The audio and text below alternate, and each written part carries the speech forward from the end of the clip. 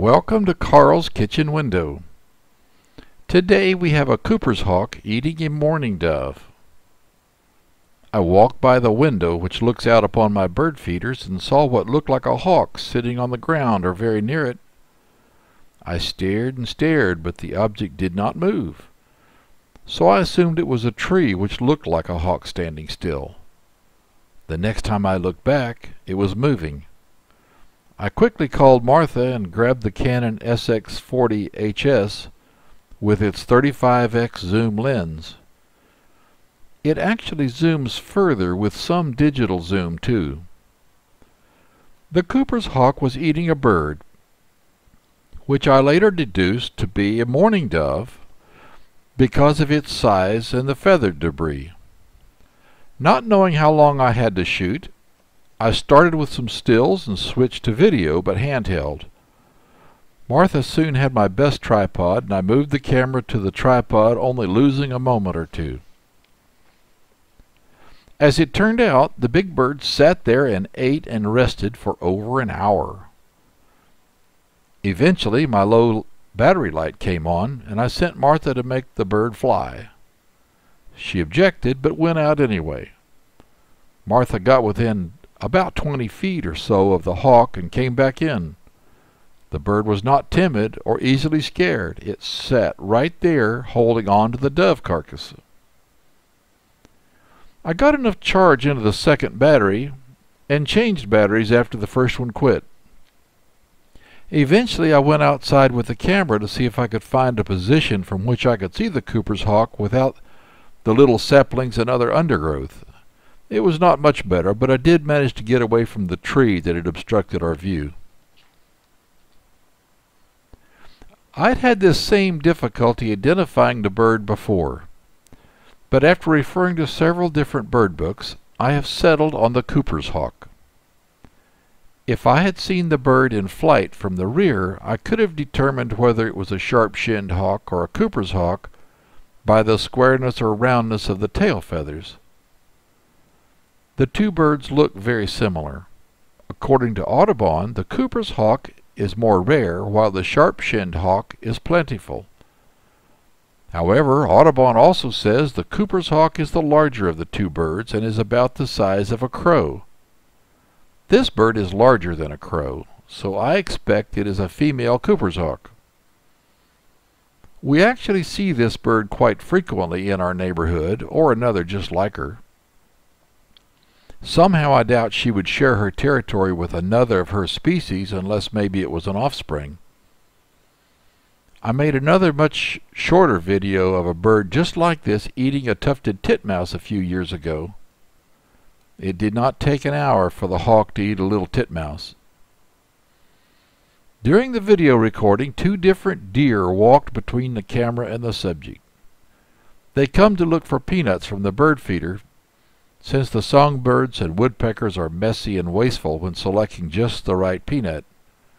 It was frustrating and maddening to have a deer get between me and the hawk, but then at the time I didn't realize I had over an hour to film to my heart's content. The final video is about 10 minutes long. I figure it would be hard enough to keep the viewer's attention any longer, and maybe not that long. I chose more video after the hawk was finished eating, since most of the eating was done with the bird's back turned toward me, and I figured most people would be more interested in seeing the features of the resting bird rather than her back while pulling small pieces from the mourning dove.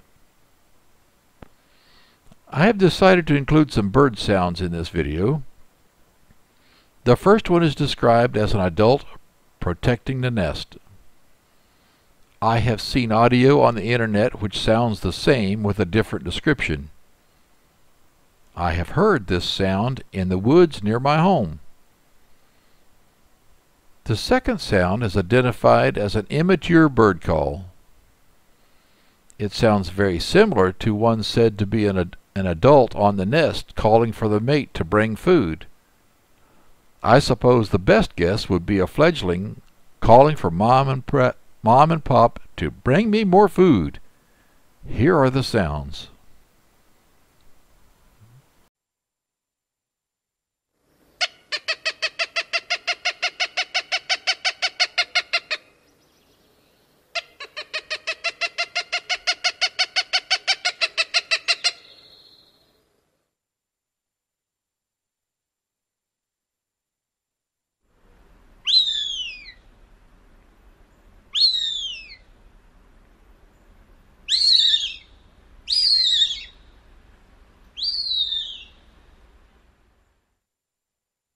The Cooper's hawk is a typical accipiter, which means it eats other birds. It is a medium-sized hawk with broad-rounded wings and a very long tail. They are able to fly through the woods unbelievably close to trees and branches. One of my neighbors tells of being in a tree stand, waiting for a deer to shoot, when a male cardinal flew directly at him before turning to go straight up the tree, and there was a large hawk right behind the cardinal. According to All About Birds, the Cornell University School of Ornithology website, Cooper's hawks hold their prey away from their body until it dies. This would fit my observation of seeing the bird standing still for a considerable length of time. They have even been known to drown their prey by holding it underwater. Being a male Cooper's hawk is a scary thing. Male hawks are considerably smaller than their mates, and female Cooper's hawks specialize in eating medium-sized birds. During mating season, he will wait for reassuring call notes signaling that it is safe to approach her. The male builds the nest and then supplies almost all of the food for the female and the young for about 90 days until they fledge. Cooper's hawks mainly eat birds. Small birds are safer around Cooper's hawks than medium-sized birds. Studies list European starlings, mourning doves, and rock pigeons as common targets, along with American robins, several kinds of jays, northern flicker, and quail, pheasants, grouse, and chickens. Cooper's hawks sometimes robs nests and also eats chipmunks, rabbits, mice, squirrels, and bats. Mammals are more common in the diets of Cooper's hawks in the West. With the loss of habitat, Cooper's hawks have become common around urban areas where pigeons and mourning doves provide an easy food source.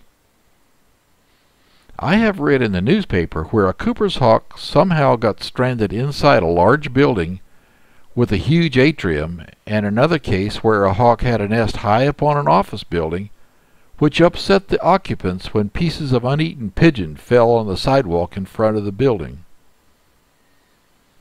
The Cooper's hawk has a short to medium migration, with the birds wintering all over the country, but some do go as far south as southern Mexico. Bird feeder people will tell you you should not feed white millet seed because it attracts less desirable birds. We do feed white millet because of the dark-eyed juncos and other small ground-feeding birds like it. We have considered stop feeding the millet because mourning doves rush over and run the small birds away from the white millet. I think now we have a good reason to keep the millet seed up. We are indirectly feeding the Cooper's hawk too.